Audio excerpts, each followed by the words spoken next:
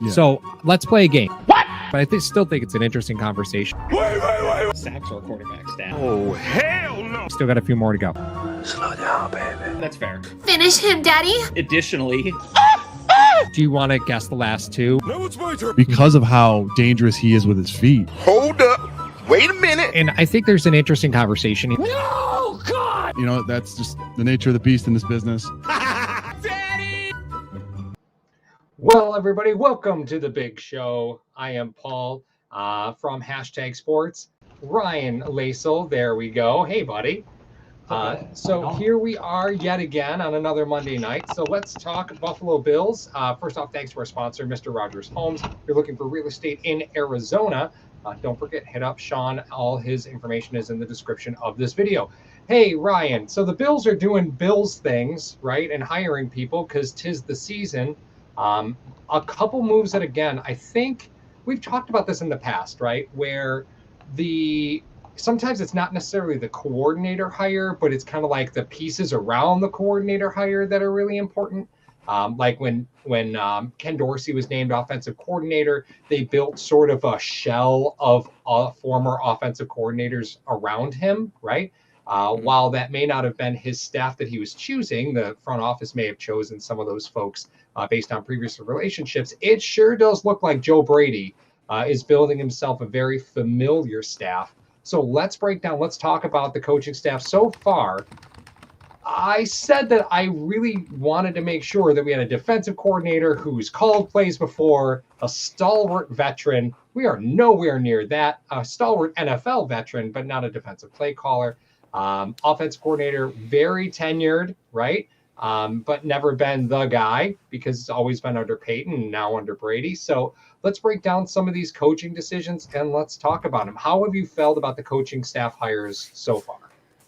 yeah, I mean, I think we talked last week about kind of the options that they had at their disposal, and we kind of joked that, maybe Brady they were hoping that somebody would take Brady off their hands, and then it was, of course, the next day that the Bills went out and hired Joe Brady to be their head coach. And, you don't know whether there were conversations with Kubiak, whether he was interested in the job at all. I mean, he, had interviewed with Arizona and then at that point decided to go to Las Vegas. So how much interest was there? How much interest was for Buffalo to wait for that? But, Brady came out with his press conference and said the stuff he was supposed to say. And, the players were there. The players seemed to really be, on his side and pro Joe Brady, which I think is a big part of coaching in today's NFL, is how can you relate and connect with these players?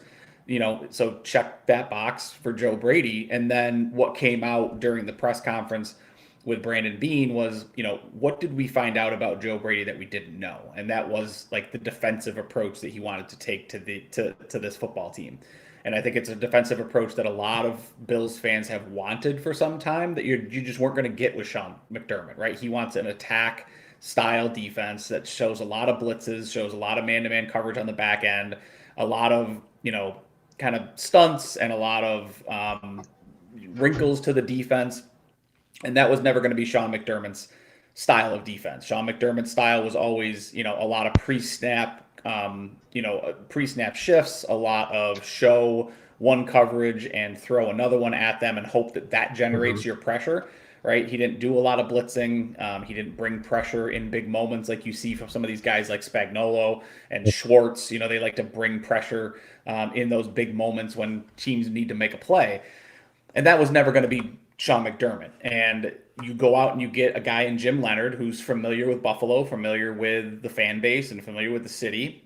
He wants to run that type of defense by all accounts. I mean, his defense in Denver was number 2 total defense, number 3 in scoring defense. They had the 3rd best secondary according to PFF last season. They were 1st in opponents' yards per pass against. So the passing game that he handled, the pass game coordinator that he was as good as any other in the NFL. And that's, I think, something that Buffalo definitely was looking for in a coordinator. And then he also brings in, where he has a lack of experience in Jim Leonhard at defensive coordinator, he makes up for that in his 2 other coordinator hires, one in Pete Carmichael who, maybe he wasn't the guy necessarily running the offense, but, he's an experienced play caller. He was an offensive coordinator. He won a Super Bowl as an offensive coordinator. Like, these guys don't, if you're not asking him to be a head coach, like, he can be an offensive coordinator. Like, we've been watching him do it since 2009 when he was with Breeze and went to the Super Bowl and won it. And then they also bring in Jeff Rodgers, who, you don't know his name. You're not supposed to know special teams coordinators' names, but he was the assistant head coach in Arizona, which doesn't come lightly. He's been coaching special teams units for 22 years in the NFL.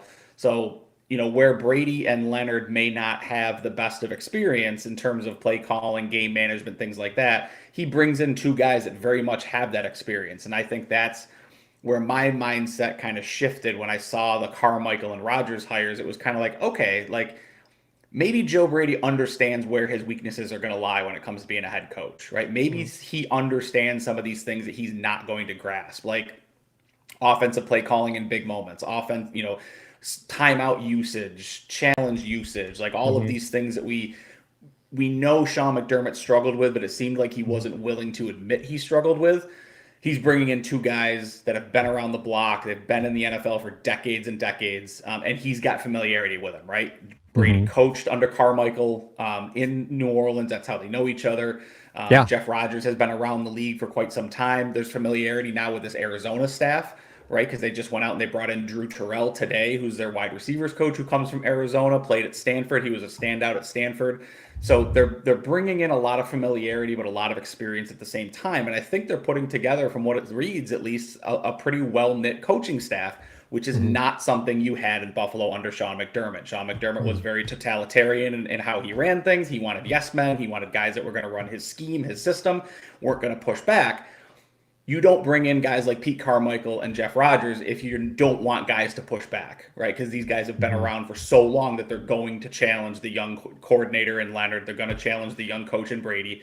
I think that's what he wants. And I think that's what Bills fans really should be looking for here. Yeah, and I'm with you 100% there, Ryan, because when you start pulling back the curtain, if you, and I say that jokingly, right, because we're obviously having video issues tonight, and Steve Hampton says Paul is Oz behind the curtain. So when you start pulling back the curtain of the Bills season, and so far this hire, I think if you were any other organization, you would have been thrilled to have Joe Brady as your head coach. I think just with Buffalo, it was this overwhelming sense of, well, this just feels familiar. This isn't the change that we wanted. I don't know if most people really knew what they wanted. Like, Grant Udinsky's never called an offensive play in the NFL, right? Like, let's just pull back a little bit on our level of expectation. The best guy might have been in the building, and honestly, from his first press conference, I think you could all understand. I'm sure he interviewed great. Sure. I am 100% confident he interviewed great. And with that all being said, the staff looks like the right staff for the needs of the franchise. And it may not be the staff that Brady has next year, right? Like these things all change.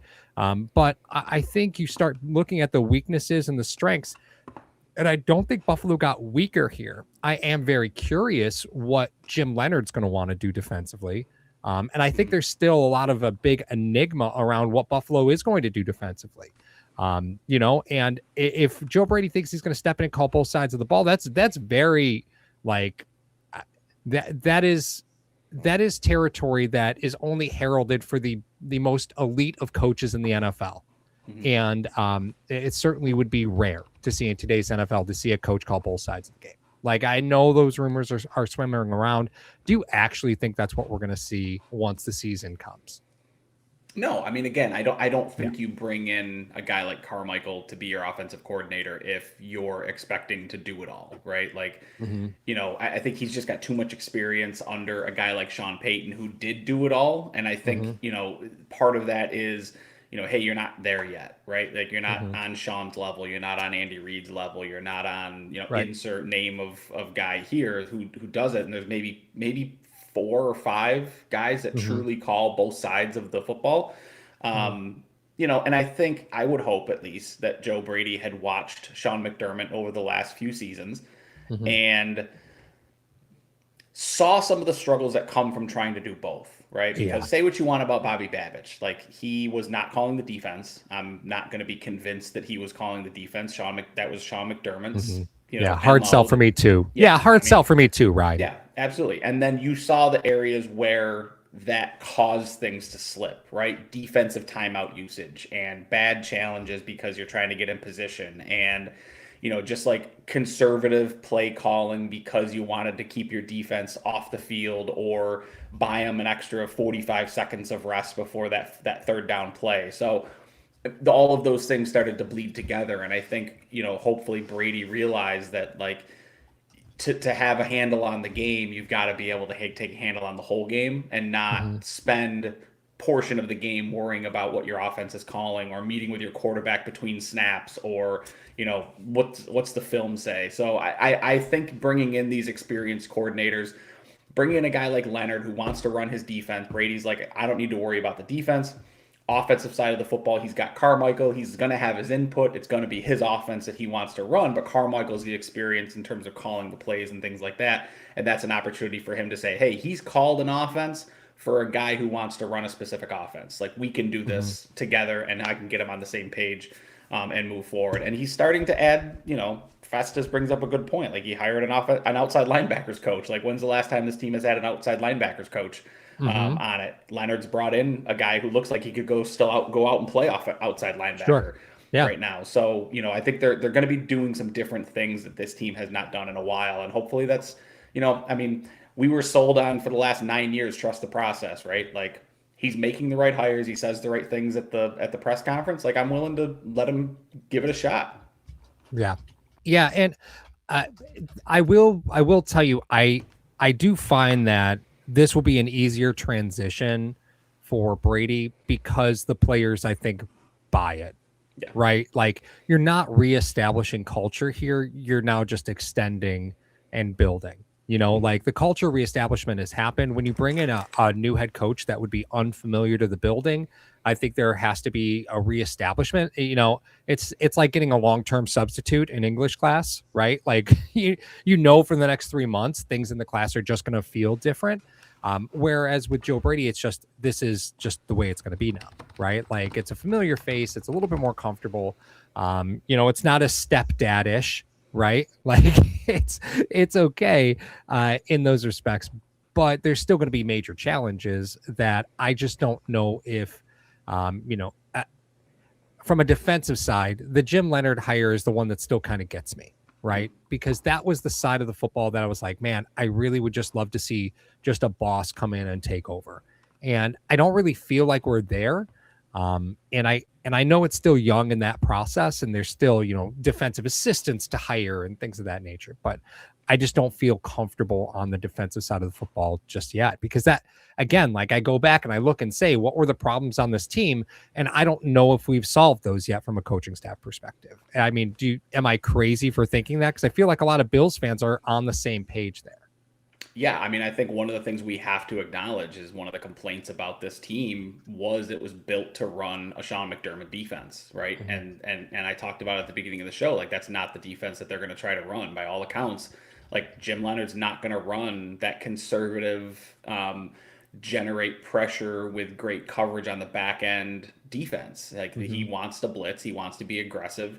Brady wants to be aggressive. He said at this press conference, right? He wants the defense to dictate to the offense, which is, not how McDermott has done things. McDermott has always been, let the offense run what they're going to run, and we will adjust to it, right? And Leonhard and Brady want to force the offenses to adjust to them. So, yeah, I mean, you have to be worried about the roster construction at this point, because they don't have enough to go out and shore up the offense while also completely retooling the defense. So you wonder about guys that are in the system already that are going to be impactful, right? What is Teron Johnson's role going to look like? What is, what are these linebackers going to look like? Because they're undersized compared to Denver's linebacker core right now, right? Yeah. So, like, you've got to get bigger at the linebackers if you want to be blitzing, and if you want to, because when you blitz, that allows offense, you're blitzing your linebackers, which means you got to be able to take on offensive linemen, or allows offensive linemen and run blitz situations to get to the second level a lot easier. So you've got to have linebackers that can get off those blocks, and they're not built that way yet. What does that do to a guy like Cole Bishop and his development, who has really done a great job of developing under Sean McDermott's defense? He's going to be asked to do more by Jim Leonhard. So what does that look like? And I think there's a lot of things that you have to ask, right? Christian Benford, what's his role now? Is he going to be that Patrick Surtain role where he's just going to kind of follow guys around the field? Obviously, he's not Patrick Surtain, so does that role change a little bit? And then how do you shore up that depth? Like what happens with Trey White, and what happens with all of these guys that are kind of like fringe players, AJ Epinesa, who could come back or could not come back. So just a lot of questions and I don't, you're right. Like a defensive coach that has done it and been doing it for years would certainly lend themselves to a little bit more confidence there. But bringing in a guy who runs a very specific, a very specific defense and wants to run a specific kind of defense and hasn't really had to tailor a defense to his players yet. How is he going to respond when he gets to Buffalo and realizes he may not have the horses to do what he wants to do? Right. And I again, I think there's always that familiarity. So with these coaches that are coming in, and we saw it with McDermott, when you saw a lot of that shift from Carolina, right? With Brady, I think you might start seeing some pieces from, the impacted teams here. Like you kind of raided the closet in Denver. There's certain teams that you directly impacted that you may see guys just kind of leak over, but they're going to be the not so sexy names. Like, let's go back to the early Sean McDermott days. What were some of the not so sexy names that they signed that were like guys you looked at like, well, he'll probably be cut, and then he stuck around for 2 or 3 years, right? Like, who were some of those players? Do you remember Shaq any Lawson. of them? Okay, Yeah, sure. He was a favorite of mine. I mean, just it was tongue in cheek, but he was one of those guys that stuck around longer than he probably should have on this team, because he was a guy that set the edge, right? And Sean loves AJ Epinesa is another one, right? That just doesn't do anything special in pass rush, but he sets the edge well. He gets his hands up on those screen routes. He makes some things happen, but he wasn't. Yeah, I mean, those are two guys that I think of. They went out and they signed Starler Tulele, right? That's the big guy. one for me. That's the big one for me. Yeah, he's a guy that stands out to me. They went out and got him because they needed a space eater in the middle, and then he largely didn't do much. And so, I mean, again, like you said, are they going to be able to go out and get the guys that they want to get to run that type of defense? Well, I guess we'll see. Yeah, Star is the big one to me. And now, again, I think you're looking at a little bit of, salary cap restrictions are a big one, right? You got huge problems from a salary cap standpoint. We'll talk about that in just a little bit. So I don't think you're going to have the cojones to kind of be brash in the free agent market. You're going to end up signing guys like Mario Addison. No offense to Mario Addison, right? Yeah. Leonard Johnson. Who's another one? Joe Webb played for McDermott in Carolina, right? Like, I think you're just going to see sort of those leakers in special teams and, third safety. And that's okay. Just don't expect it to be as brash as it was the last time. The last time that there was a coaching change, it was comical how many Carolina Panthers came over the first 2 seasons. Yeah. And now I think you're going to still see the same thing. This is what coaching changes look like. And, these position coaches and coordinators are going to come in and say, hey, listen, there's 2 guys who are probably not going to be on Denver next year. Or special teams coach. There's 2 guys in Arizona that are special teams nightmares, right? I want them, got to have them. They're probably not going to get re-signed. And they're going to be sneaky players that come over. And you'll probably see a couple on offense, a couple on defense, and at least 1 or 2 on special teams, because that's just the way it goes. But don't be shocked when you see that. And again, they're going to be bargain basement players. There's just no room to make any big splashes here unless it's via trade. And, you start looking at some of the contracts that are problematic for you. And I mean, you don't have to go too much farther than Deion Dawkins, Josh Allen, Spencer Brown, and Dawson Knox. Those are your big 4 at the top of your salary cap. And when you're paying a quarterback and 2 tackles in the top 4 of your salary cap, and then a tight end who caught 37 balls this year or something, Dawson Knox is all but cut at this point. Like, his contract is basically untradeable. Given this production, I can't imagine a team would want that liability, even at 7 or 8 million. So I think Dawson Knox is basically all but cut. Spencer Brown's presents a little bit of a different problem because his contract extension was signed in 2024 and he saves you almost no money to trade. Like, I think he ends up saving you like almost $3 million via trade. And he's 27. Like, you kind of look at having to bite the bullet on having, 2 top paid tackles again this season.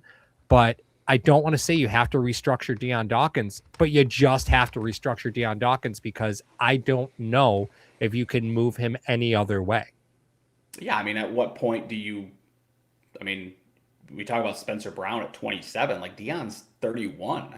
Right? Like, how long before you start to have that conversation? And is that conversation we're going to move Brown so that we can move Deion to right and go get a left? Right? Yeah, like, I can't imagine that's going to happen. That's a lot, right? That's a lot. So, I mean, unless you're going to move, I mean, you can't even really move these guys around anymore. It used to be the left tackles would turn into guards, and the guards would, kind of shift from one side to the other. And, that's how they would build this longevity. But unless you're one of these guys that's like a Trent Williams or something, like, you don't stick around at left tackle forever. I mean, there's a shelf life on those guys. And at what point do you start to have that conversation? It's probably not this year. It's probably next year, but you start to structure that contract that way, right? Like, if they extend Deion, I think the signs point to him being here for quite some time. If they don't extend him this offseason, like, you can talk about, like, is this the last season that he's going to play in Buffalo unless he's willing to come back on some type of a super low deal. Admittedly, this was his worst season in about 4 to 5 years that I can remember, right? And my bar for Deion Dawkins left tackle was set real low because I've never felt he was a tackle, and I'll die on that hill. I'm fine with that. But he's proven me wrong. Like, you take a look at his career, and he's been in the league for 9 seasons at this point. Like, he's proven me wrong at that position, and that's great. However, this season was a struggle for me. Like, I drove the struggle bus pretty hard. And Deion Dawkins in 2026 carries a $24 million cap number. And amongst the reasons is because you've just been restructuring him. And you just keep going back to the well. He's had multiple restructures at this point. Like, he's got almost $9 million in dead cap money that's going to come once his contract voids when he's 34. Like, you're already paying him down the road for, a year that he's not going to be here. So, like, restructuring Deion, as attractive as it is, if you restructure him, he's retiring a bill. You won't be able to trade him. He will have to ride out in the sunset, and you won't be able to restructure him anymore after this season. This is it. You get one more, and, you start tagging on years. That gets dangerous. You're not going to want a 35 or 36-year-old Deion Dawkins on your team.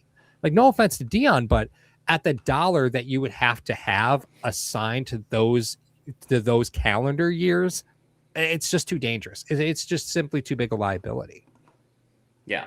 And the other, we talked about it. I mean, you brought it up. The other big name is Dawson Knox, right? Like, that lever to pull at almost $10 million, I think he saves if they cut him this offseason. That's a very large lever that you can pull when it comes to, I mean, that's like Josh Palmer, right? Like, that's a wide receiver 3 in the NFL, when you've got a team that is going to need wide receiver depth, especially if you're going to get rid of Dawson Knox, right? Like, it's not a ton of catches, but you do have to replace that production, that red zone threat, that, that across the middle threat that, Kincaid really just hasn't turned into as of yet. And then the other one that you have to look at is probably going to be like a Taron Johnson, right? Because Taron Johnson, I think he saves you maybe another $2 million against the cap, and then you have to ask what his role in this defense is going to be as he starts to age. And Bernard's not quite at the point where you can get rid of him, but these are guys that have been mainstays with this defense for quite some time and with this team for quite some time. And you talk about culture, and culture doesn't leave with McDermott. It stays with Brady and Allen and Dawkins and Johnson. Like, But when those guys start to leave, like, who's next? And like, is this team built to go get who's next and put them in that position to be successful?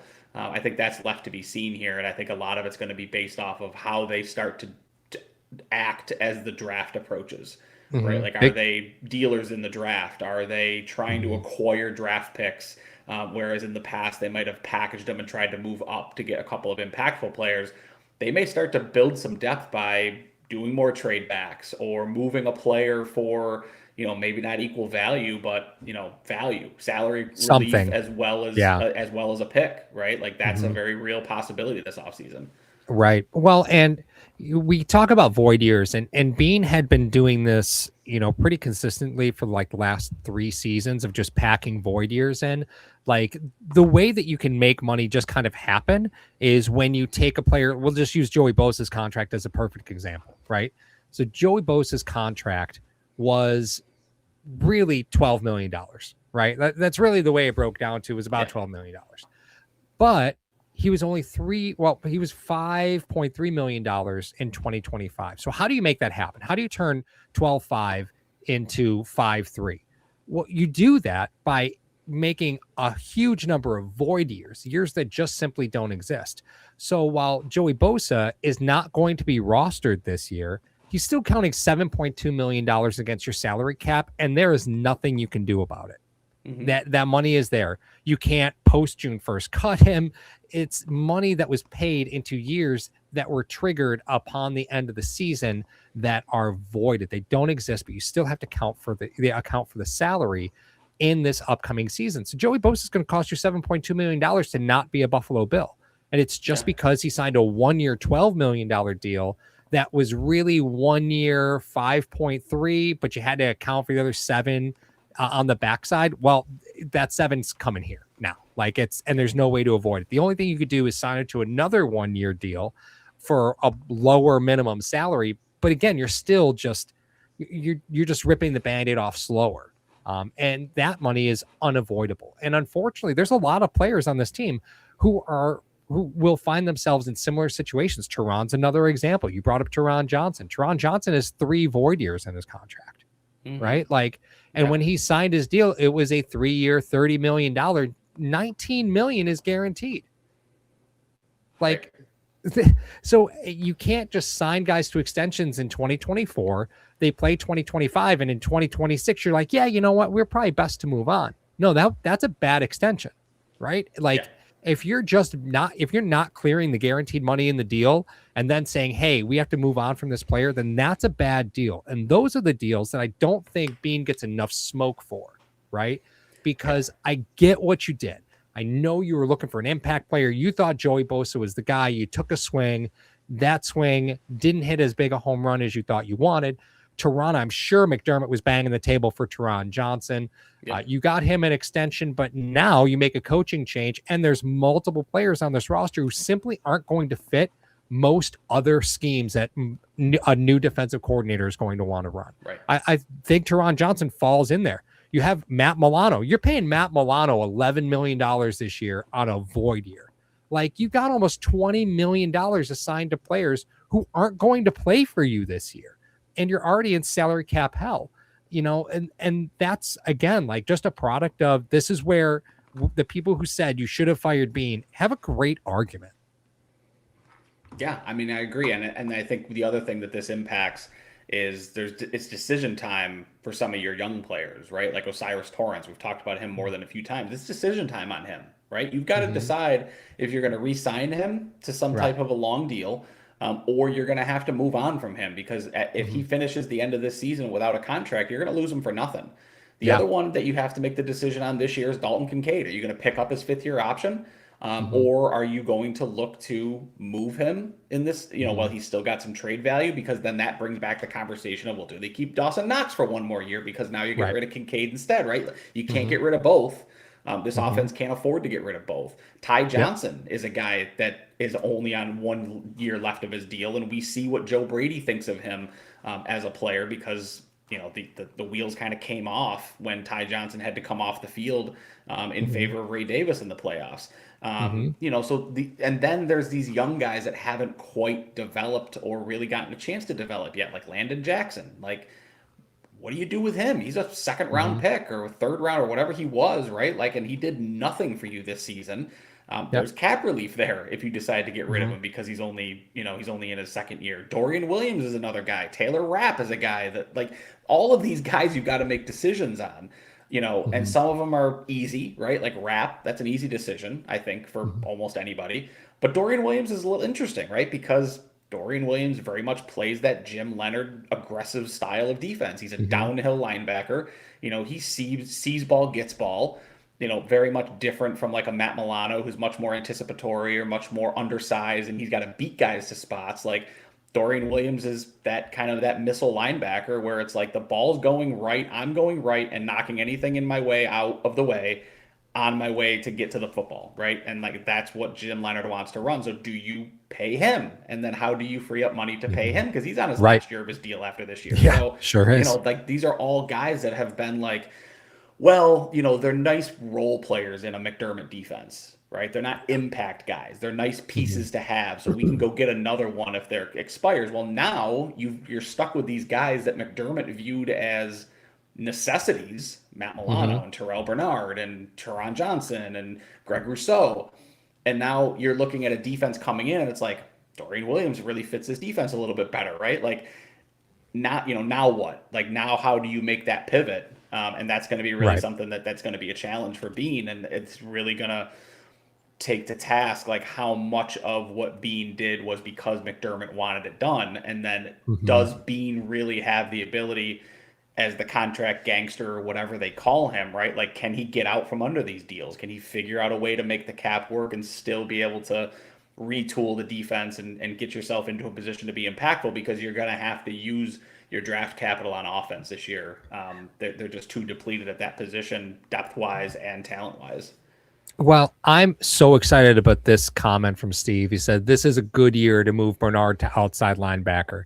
I am so excited for the process of figuring out what a middle linebacker looks like in a Buffalo Bills uniform, because no offense to Matt Milano, no offense to Terrell Bernard, the only place that they could play middle would have been in Buffalo. Yeah. Right. Like, that's just the reality. And you had Tremaine, who was a freak, but people forget that Tremaine was an outside edge rusher. Yeah. Like, he didn't know middle at all. So you took an athletic freak and pushed him to middle and told him you're just going to have to learn this position. And then you have now undersized guys who have taken that mantle. Like, I'm excited about the process of finding, a little heavier, a little stouter middle linebacker. And unfortunately, when your best linebacker all season was Shaq Thompson, who's now gone, right? Like, that's a scary proposition. So there's a lot that has to get redone. And I don't want it to be lost when you take a defense that is typically a 4-3, although Buffalo didn't. I mean, they played more three linebacker sets this year than they typically had in the past, but typically a 4-3 to a 3-4, you're talking total makeover on the defensive side of the football. That's not even close to the same personnel. I mean, a 3-4 is like Ed Oliver playing end. A 3 defensive line position. Right? It's an end. Yeah, he's an end. Yeah. Right. It's like that. Like, this defense is going to be like TJ Sanders in the middle, Deion Walker, and Ed Oliver on either side of him. And, like, where does that put Rousseau? And, like, where does that put, where does that put Hoyt? Like, what does Michael Hoyt look like in this defense, right? Like, he's probably an outside linebacker. He's probably he is an outside linebacker. In this position. But, he's another guy that, like, McDermott brought in to play this role, this kind of like this Jack Wolf role where he kind of like does whatever he's called on that given play.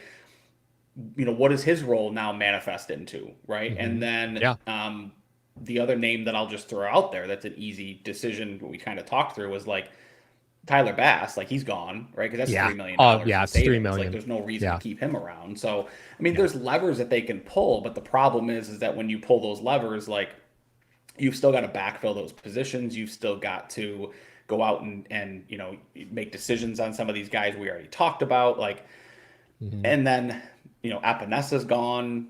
So all of a sudden if Epinesa and Bosa are both gone, which it looks like they are, I would have to imagine they are. I can't imagine either one of these guys is coming back because Epinesa came back from McDermott. Like he came back because he knows he thrives in that style of defense. Yep. So now who are your defensive ends? Because it's Greg Rousseau, Javon Solomon, and Landon Jackson. Yeah. Like you're all of a sudden very, very thin at that defensive end position. But again, if you're going to go to a 3-4, you're not asking those guys to play. Yeah, you're not asking those guys to play defensive end anyway in a 3-4 system. Right. Rousseau goes back to what he played at Miami in college, which is that 3-4 outside linebacker, stand-up rush linebacker, sometimes hand in the dirt, depending on if they want to go that route. You may want to go like a speed combination with Deion Walker in the middle, Oliver and Rousseau on the outsides. Well, but they've got the pieces to do that. Like Deion Walker could definitely play in the middle of a 3-4. He can play either side. Yeah, he's a versatile 3-4 defensive tackle for sure. Yep. And I think TJ Sanders is that traditional nose tackle role, much more of a space eater. But can cause some havoc in there at the same time. So I think at that position, they're in pretty good shape. Yeah. But that's one of the few positions that you can say that about. Well, and I'm not afraid of Dwayne Carter either. I say that tongue in cheek, right? Just simply because, like, if you're looking across a 3-4, Dwayne Carter doesn't scream, "Hey, we got a problem here." Right, because he could play them. He could play the nose in a 3-4. Sure, he's 6'3", 305. Like that's he could play the nose. Right now, the question is he good enough? Right, like that's the piece that we just simply don't know. But you have to. Those are the things that you just have to throw spaghetti at the wall and see what sticks. Like, what are you going to do with Javon Solomon? Well, you're probably going to need him to play. Yeah. Like he's going to have to play. Why is he going to have to play? Because he's 24 years old or 25 years old. He's 6'2", 245. And I'll be honest with you, he costs $1 million. He needs to be playing. And he plays special teams. Like those are things too now, right? Like you're not going to keep guys like McDermott kept guys because they played special teams, but you're going to keep guys who are like, I can get $1 million. He's a situational pass rusher and he's a special teams does everything guy, right? Like that's a guy that you keep on a roster like Buffalo has. And Sam Franklin is another one, right? Like, does Sam Franklin stick around because he's that special teams guy? Reggie Gilliam, like, is Reggie Gilliam back next year? I don't know. Like, Reggie Gilliam stuck around because he was a McDermott guy for quite a while. So, like, well, let's not pretend that he didn't love. Because remember Mike Tolbert? Remember that signing? Like, there was always that guy, right? Well, who was the tight end or the fullback they threw the pass to in the playoff game? The go route. Oh God, who was that? I say that's going to drive me nuts. Right? The white guy that they the fullback. It's going to drive me nuts. The chat will pick us up on that. Yeah, like I'm fairly very much. I mean, McDermott was very much a fullback guy. That was a McDermott thing, right? I can't believe that Brady thinks he needs a fullback in this offense, right? Like, to be a cutting edge offensive coordinator like Joe Brady would like you to believe he is. Like, he can't think that fullback is a position that's needed. Right. Yeah. And, we say this all by saying that the Bills could end up leaving the first round, not with a wide receiver. And I think a lot of people would be upset if the Bills leave the first round of this draft without a wide receiver. But the truth is you don't have Connor McGovern and you can't keep him because he's going to cost you $4 million, just almost $5 million to not be on the team in a void year. And any contract extension that you sign him to, like, he was making $9 million last year. Right? Like, what you can't really massage those numbers all that much. Like, you can, but I don't expect to see Connor McGovern back on the sweetheart of a deal that he was on when they got him in the first place. Like, they got Connor McGovern on a sweetheart of a deal to play center. Like, he was $4 million, and then $9 million this last season. But the cost of that is now he's almost $5 million this year in a season that he's not on the team. Like, I just can't imagine that you get McGovern back on that sweetheart of a deal. Maybe you do, but McGovern played pretty hurt. And at some point you have to look at it and say, fuck, we just got to draft somebody.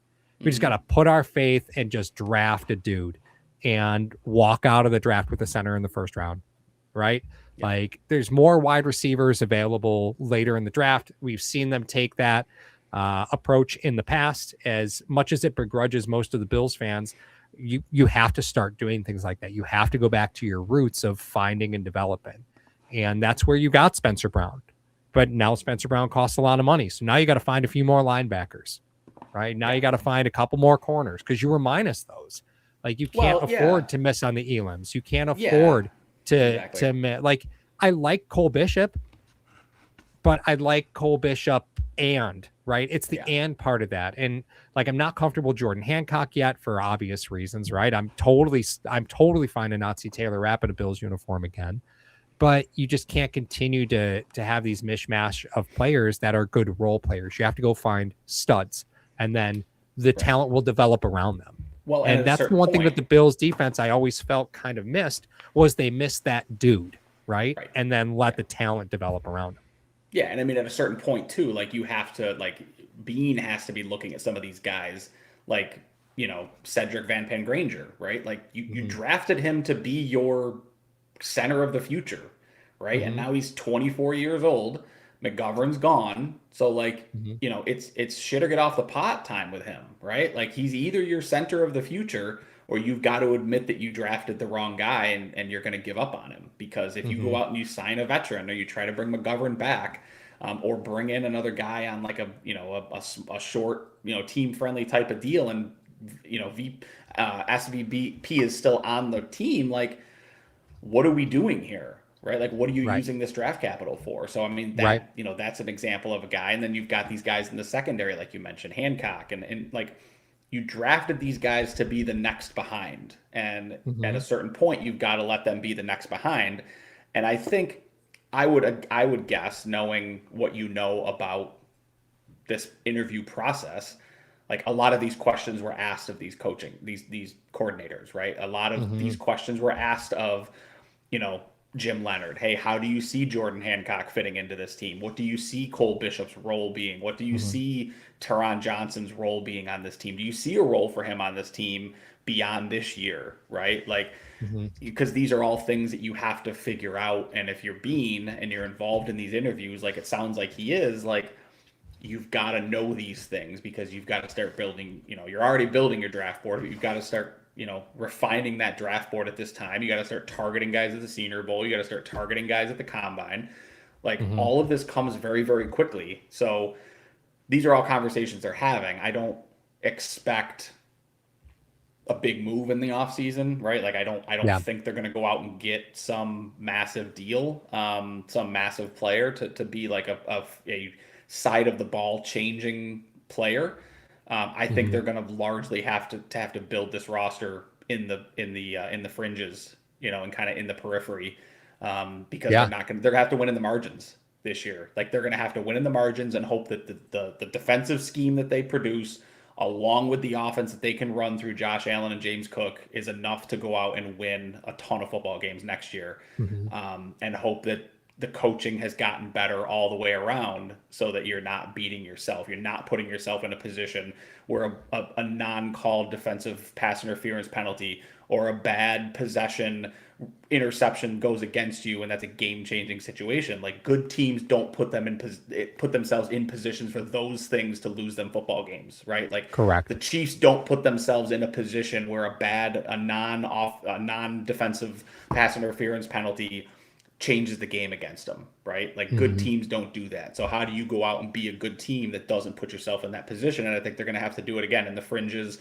at the coaching staff, with experience, with continuity, with, you know, buy-in at every level, and not this authoritarian type of rule where it's like, I don't care what my coordinators tell me, this is what we're going to do, and then not take accountability on the back end.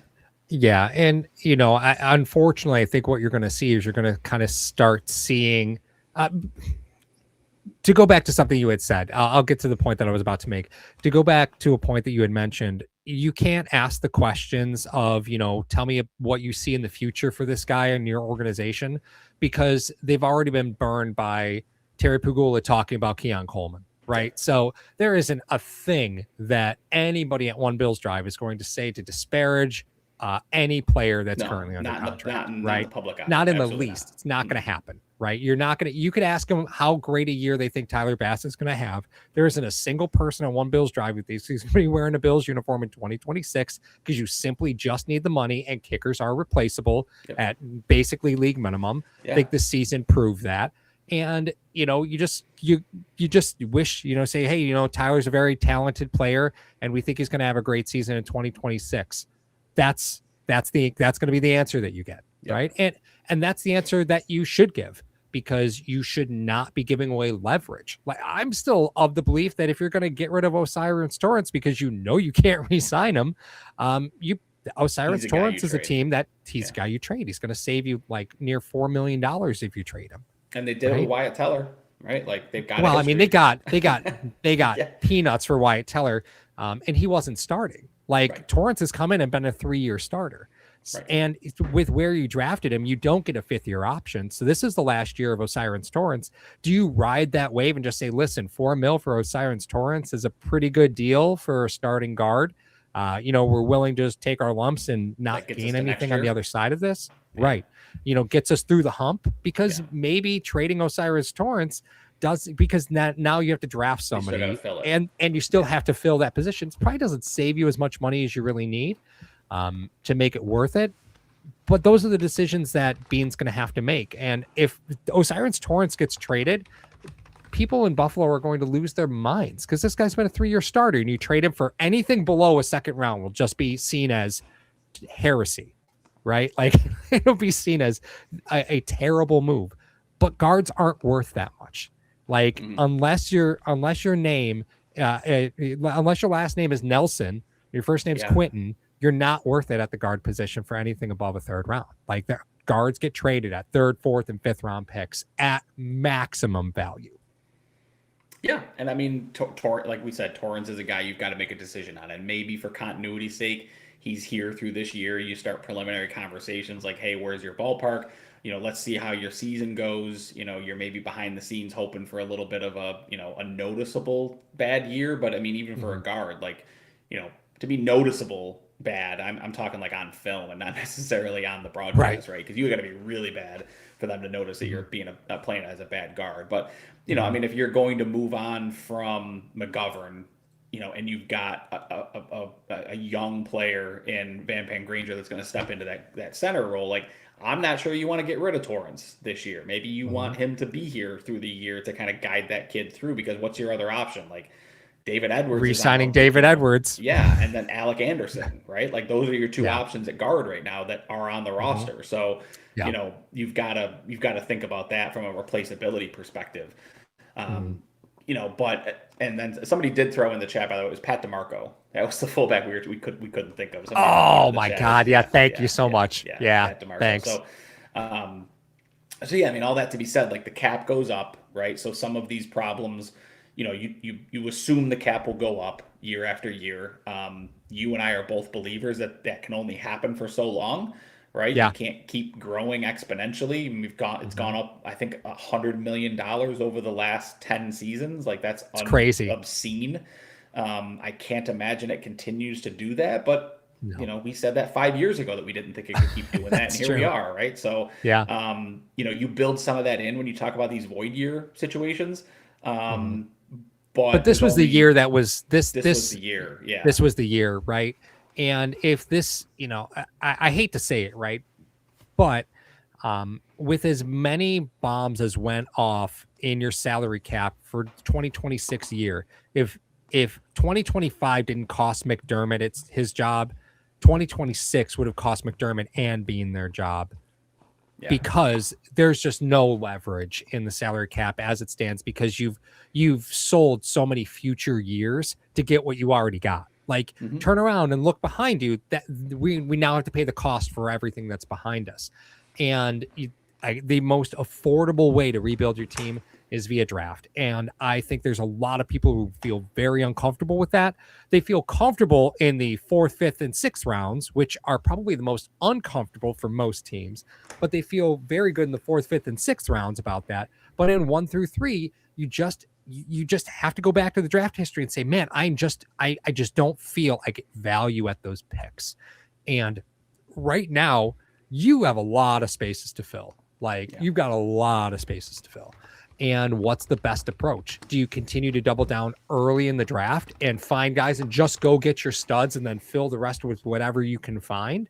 Is that the new approach? Like, I'm so curious because there's so many unanswered questions. We don't know what Bean really wants to do. We've never seen Brandon Bean with full autonomy as far as being able to make whatever moves he really wants to make. Joe Brady's certainly not going to stand in his way, nor are any of the coordinators they hired when it comes to the draft. And in free agency, it's going to be blue light special clearance shopping.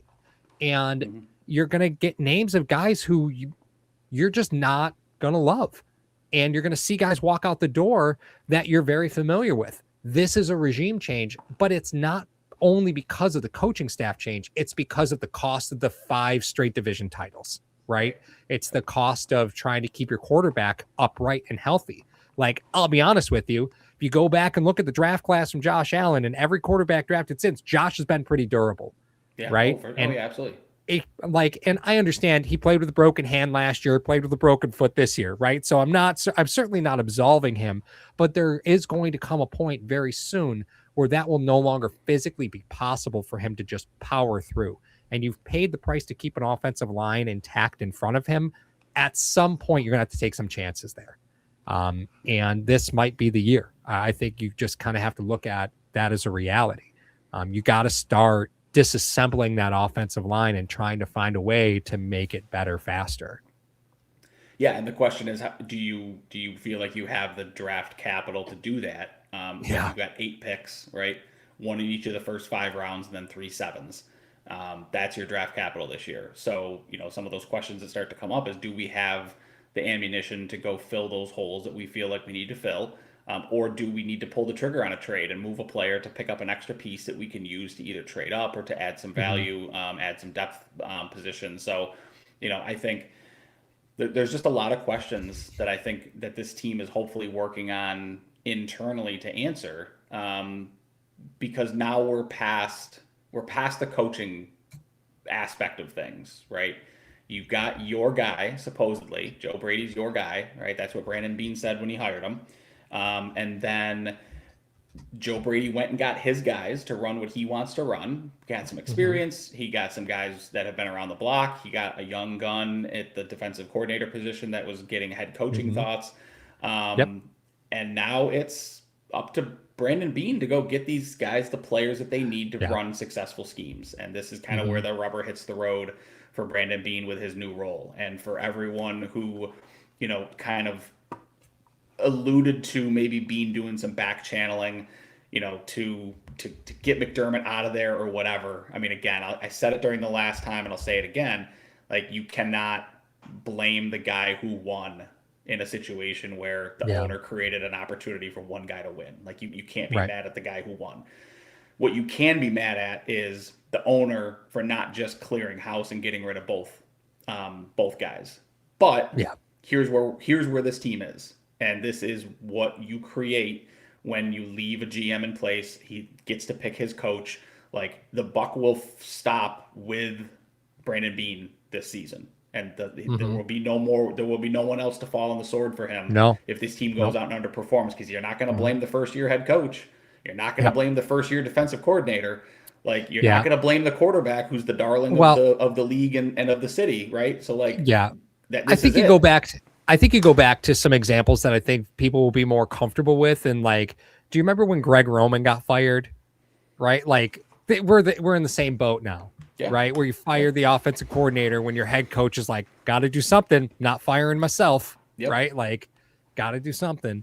And there's no meat shield. You're absolutely right. And Brady certainly doesn't have a meat shield at this point, right? Like, that staff is, just as happy to be there as he is. So, and this is a team that people from a staff standpoint will flock to work with on the offensive side of the football. Defensive side of the football, not the same, right? Because you're looking at what could be a total near complete remake of that defense. I mean, we don't even know what they want to run as far as the scheme goes. Like, we could look and say, well, this is what we think they're probably interested in, but they don't have to say anything to anybody about what they're interested in. And they would be wise to keep that close to their vest, because you don't want to give up that leverage going into draft day, right? Where you're making phone calls. And absolutely. You don't want to give that leverage up, because even after free agency is pretty much over, like the early parts of free agency, Buffalo's not going to be in on most of those guys anyway. And when you're making phone calls on draft day, you certainly don't want guys knowing that you're looking for a 325-pound defensive end to fit your 3-4 scheme. Like, or because they look at the draft board and now they're like, well, listen, I know this is who you're going after. Like, I know that's the guy you're calling about. I'm letting you know he's 2 on our board, so I'm not willing to give you anything unless you throw in more, right? Like, that's just leverage you can't give up. Right. And you also don't want to necessarily give up leverage by saying, like, hey, we really don't want to trade our, undersized middle linebacker, team captain, green dot. We really don't want to trade him, but he doesn't fit into our system.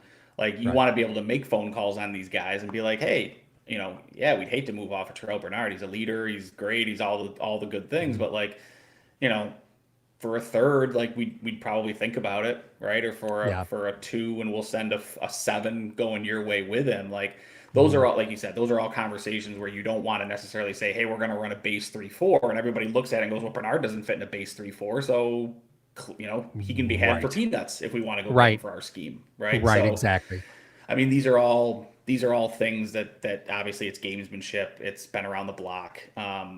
These guys know what they're talking about. What I will be interested in seeing is kind of like the, who are they meeting with at the combine? Like, who are these guys that they're doing these in-person interviews with, right? Because Bean, by and large, has been very, very big on drafting guys that they bring in for these in-person visits. He's very, very big on that. But how much of that is McDermott? How much of that is McDermott wants to do vibe checks with these guys, right? Like, meet with them in person. And, like, McDermott strikes me as kind of, like, he's a nice guy, right? But he's kind of strikes me as like a weird dude, a weird guy in the sense of, like, I didn't like the cut of his jib, so, like, let's go a different direction, right? So, like, could you see Sean McDermott saying that, like, using that exact phrasing? So, I could absolutely see them bringing a guy in and him just being like, nah, I don't like him. I could see McDermott being judgmental based on the way somebody walks into a room. Like, yeah, no doubt. Using these specific terms, I don't like the cut of his jib. I think could absolutely see Sean McDermott say cut of his jib. I would wager a bet that he said that more than once in his lifetime, unironically. I will gladly play Bills coach bingo with you any day of the week, right? Like that. But yeah, I mean, I think those are all things that keep an eye on as we go forward, into draft season, because after next week, it is draft season officially. So, those visits are going to start piling up. The combine's right around the corner. Paul, your day off from work is coming up. I'm so excited. It's already put in. Already submitted for the day off. Oh yeah. Oh yeah. No, I take multiple days off. Yeah, because it's multiple days of the work week. So yeah, no, I'm ready to go. I mean, absolutely. What better is there than report day for the combine, where we get hand sizes and heights and weights, so important, and arm wingspans, and, like, it's all so fun to watch. But yeah, I mean, again, the staff is by and large built. They're going to be adding some position coaches here. They're going to be filling kind of those important roles, but your core is here, right? Brady at the head coaching role, Jim Leonhard, like, they've got these guys that they're moving forward with. They're going to have to start building their independent staffs. But now it's time to shift focus on the GM, because now it's time that he builds this roster the way this offensive head coach wants to build a roster, when you've had 9 years of a defensive guy building the roster. And that's a big challenge, I think. So we'll see if Bean's up to it. Right. And again, I think you look at the roster up and down and you say, I have a collection of high character guys, but I don't, like, specifically on the defensive side of the football, you just struggle to find a dude. Like, you've been searching for a while. They signed Rousseau to that extension, which, again, I don't blame them, right? Like, he's only 25. But you're beholden to Greg Rousseau to be the anchor of your defense now, and you're looking at changing schemes. That's a recipe for disaster for most teams. When you've got guys that under bigger contracts, luckily Rousseau I think would transition to a 3-4 just fine. Actually, I think he'd be a better 3-4 outside rush linebacker than he would be a 3-4 than a 4-3 defensive end. But even with that being said, it's just conversations you have to have up and down the entire roster, and you need to get significant playing time from guys like Terrell Shavers. Like, I can't hate on him. Played significant snaps and, played half a game with the torn ACL. Like, kudos to Terrell Shavers. I think that, but that's the type of, output that you need. I do want to point out that I did promise we were going to play a game this week. Oh my God. I promised everybody we're going to play a game, and I'm really excited. So we are going to play a game. Those in the chat, you are welcome to play along. We are going to do, and we're going to keep this pretty brief because the show's going a little long, but we're going to play, is it a former Bills coach or an American Gladiator? Now, I'm super pumped about this. I can't even tell you how excited I am about this. So we're going back through the Sean McDermott era, and through the Sean McDermott era. Yeah, just Sean McDermott era, going back and pulling in names and seeing, was it a coach or was it an American Gladiator? Some of these will be easy. Some of them will certainly not be. So I think we'll start with kind of easy. Are you ready? Sure. Okay. Let's start with Ryan Nielsen. Ryan Nielsen was a former coach. Yes, correct. 2025 senior defensive assistant. Very good. All right. Michael Horton. Michael Horton is a Gladiator. Correct. That was Gemini, who was a terrifying individual, by the way. Just an absolutely terrifying individual. Correct. Let's see here. Let's go with Steve Henneberry. Steve Henneberry sounds like a Gladiator. Steve Henneberry was a Gladiator. He was Tower. You're doing quite well in this. Yeah, 3 for 3, man. Yeah, so far. Let's go with Nick Lacey. Nick Lacey was a coach under McDermott. Yes, strength and conditioning assistant. Yes. I'm very impressed, Ryan. You're doing quite well at this. And hey, hands up too. So Marcus West. Marcus West, he was on the defensive staff. Assistant defensive line coach. Yes. Yeah. Yes. Assistant defensive line coach.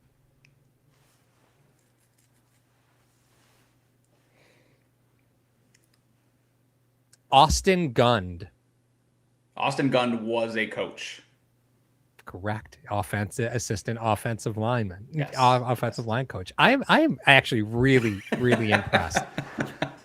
Jim Starr. Miguel in the chat's not doing too bad either. He got the last 2 right as well. So we'll go with Jim Starr. Jim Starr's a Gladiator. Yeah, Laser. Yeah, that's Laser. Yeah. Darren McBee. Gladiator. Malibu. That was Malibu. Ray Hollett. Coach. Incorrect. That was Zap. She was actually female, by the way. That was a female Gladiator. Their first one, Ray Hollett, was known as Zap. Last one for me, Dan Clark. See, that's such a generic name, Dan Clark. Yep. Dan Clark was, I'm going to go with a coach. Incorrect. That was Nitro from American Gladiators. I hit you with the Avalanche. Yeah, it was the Avalanche, right? Like I just kept going rock. Yeah. I just hit you with the Avalanche. Yeah. I'm pretty impressive. That was not good. Too bad. Not too bad. Better than I thought I'd do, to be honest with you. Yeah, because there were some coaches I was like, I've never heard of this guy. I was like, I don't know who that is. Yeah, I do too much behind the scenes, that's for sure. Yeah, apparently. So that brings us to the end of the show. For those of you who missed it or you haven't seen it yet, Mario and I released a trailer. We're getting back in the car in May. If you haven't seen it, there is a trailer that we recorded for that. I think Mario changed the art on the channel header as well to a picture of me knuckles deep in a donut to honor returning to the car in May. It's been a couple years. We're really excited to go back into the car.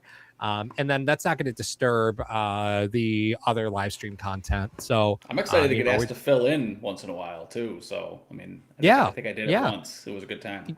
Yeah, it is fun. We had Drew on, but he kept trying to open a beer. Yeah. It was bad like news. 8 o'clock in the morning. That's not surprising. It was actually a little late for him to get started, if that's the case. Yeah, probably. Yeah, probably. So thanks for joining us. And we will talk to you guys soon. As always, go Bills and have a wonderful. I mean, it's not Victory Monday, right? It's no football that we care about. Paul, Senior Bowl. Who do you got in the Super Bowl, Paul? What's the Super Bowl? Next? Yeah. I mean, I just have to take Seattle. Yeah, you have to. I just have to. I think Seattle's just too good defensively. I think they're too good offensively. Yeah. I think Drake May, we've seen him kind of wilt in the playoffs quite a bit. He has not played really well.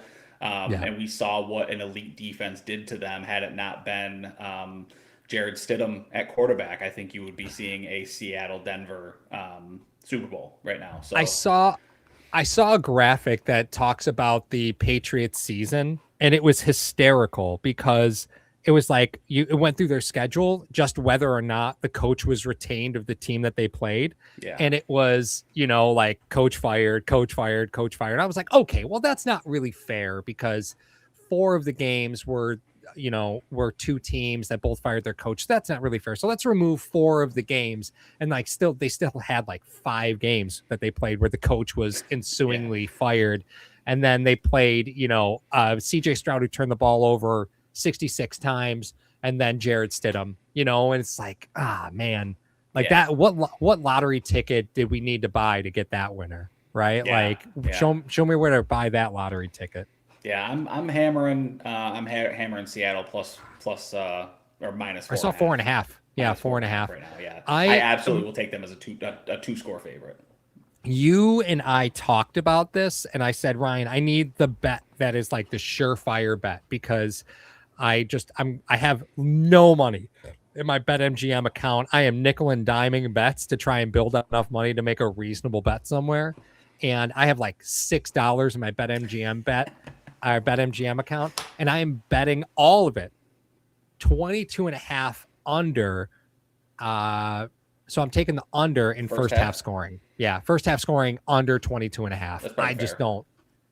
I think 22.5 is a very good number, right? For first half scoring. I'm totally fine with taking under 22.5 first half scoring. So that's where I'm going to set. Yeah. I would absolutely agree with that. Yeah. Yeah. I think that's the one for me, but we'll see. All right. Thanks again, everybody. Talk to you soon. Have a great week. Go Bills. Go Bills. Hello, fellow Bills fans. Sean Rodgers, realtor and lead of the Mr. Rodgers Homes team. Did you know that real estate is one of the best ways to build wealth? And right now is one of the best times to own an investment property in Arizona? If you're interested, reach out to me. We'll have a confidential, no obligation question and answer conversation. You have absolutely nothing to lose, possibly everything to gain. As always, God bless America and go Buffalo!